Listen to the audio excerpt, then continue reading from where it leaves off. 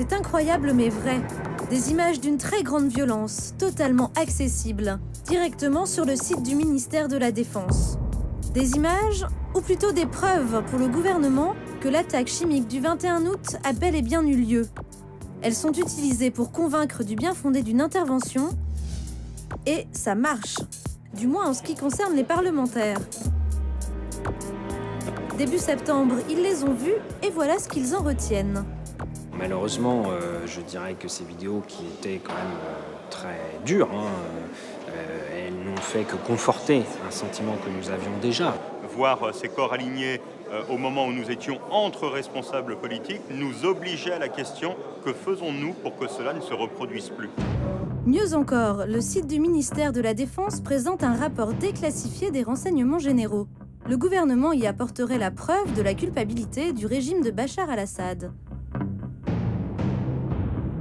Alors quand François Hollande prend la parole le 27 août, pour lui, la justice doit se mettre en marche.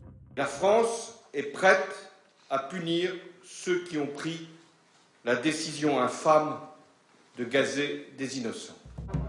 Pourtant, sur ce dossier, difficile d'y voir clair, même pour un président de la République. La DGSE lui donne des informations, mais lesquelles? L'expertise, elle a été menée, ça a pris du temps, ça s'est passé comment? Je suis désolé, mais je n'ai pas à commenter sur ces... Je comprends parfaitement vos questions, et c'est tout à fait légitime. Mais voilà, on est un service de renseignement et on ne peut pas s'exprimer sur des sujets comme cela. Impossible pour nous d'en savoir plus. Mais qui est à l'origine de telles images? Est-on sûr de leur provenance? Ne sommes-nous pas tout simplement manipulés? À BFM TV, les journalistes en traitent des centaines par jour. Elles sont envoyées par des agences de presse du monde entier. A priori, ça paraît sérieux. Mais pourtant, les journalistes restent très prudents. En gros, les agences de presse, AP et Reuters, récupèrent les images via les réseaux sociaux. Donc là, on n'a pas, nous, du tout la main dessus, on leur fait confiance. Là, on voit bien que la source n'est pas précisée, c'est pas Reuters qui a tourné ses propres images. On voit bien que ça a été récupéré sur les réseaux sociaux, qu'on peut l'utiliser, mais Reuters précise bien qu'ils n'ont pas pu authentifier les vidéos. Bref, bien souvent, les images sont trompeuses. Alors, le gouvernement serait-il plus malin que les journalistes? Aurait-il accès à des informations exclusives? En tout cas, le ministre des Affaires étrangères paraît bien sûr de ses sources. Ce qui paraît maintenant évident, avec toute une série de témoignages convergents, c'est ce que j'ai appelé le massacre chimique. Ce qui paraît évident aussi, c'est que l'origine, c'est vos certitudes et vos convictions? toute une série de témoignages que nous avons. Des témoignages? Mais d'où viennent-ils? D'ici, tout simplement, de la Task Force Syrie, une salle planquée dans le ministère des Affaires étrangères et dans laquelle aucune télé n'avait encore pénétré. Alors quand on a eu l'autorisation d'y aller, on s'est un peu emballé. Et forcément, on s'attendait à ça. Des espions qui courent partout, des grandes pièces sombres, des murs d'écran qui clignotent, des images satellites.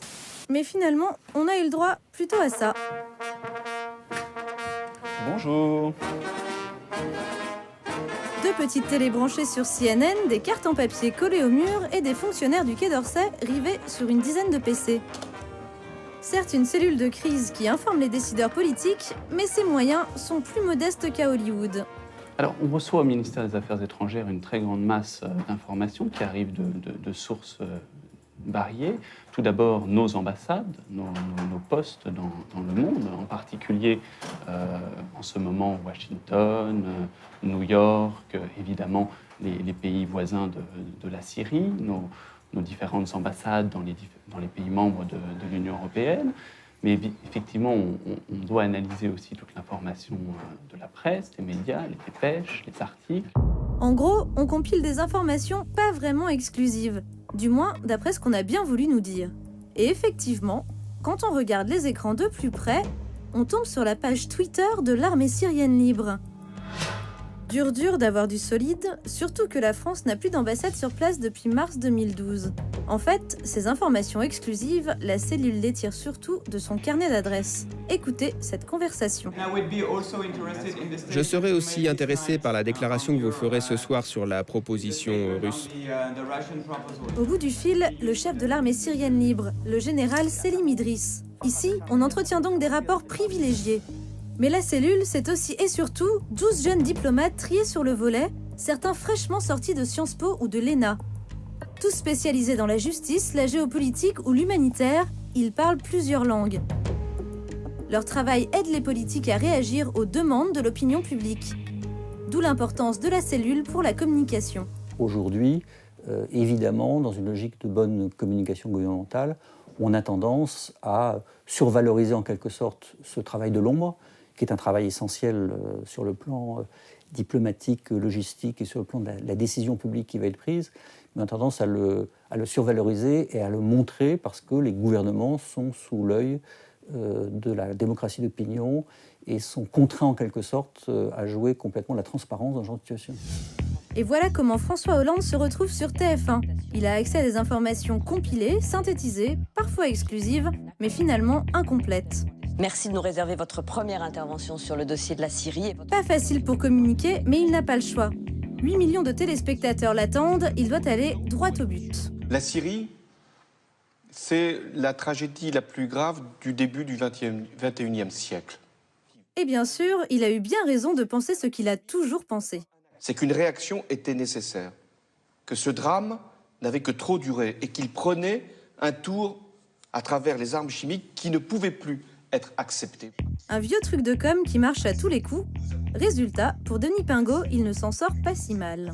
Le président de la République a justifié, en répondant à Claire Chazal, un choix de communication qu'il a eu dès le départ, qui était de se situer sur le terrain de la morale. Et ensuite, évidemment, cette position morale s'est traduite par un circuit diplomatique complexe qui, au bout du compte, lui permet, lors de cet entretien, de tirer un peu la couverture à lui en expliquant que cette position morale et très ferme avait fini par aboutir à des résultats. En fait, la com sur la Syrie relève du travail d'équilibriste et pour l'instant, François Hollande tient toujours sur le fil.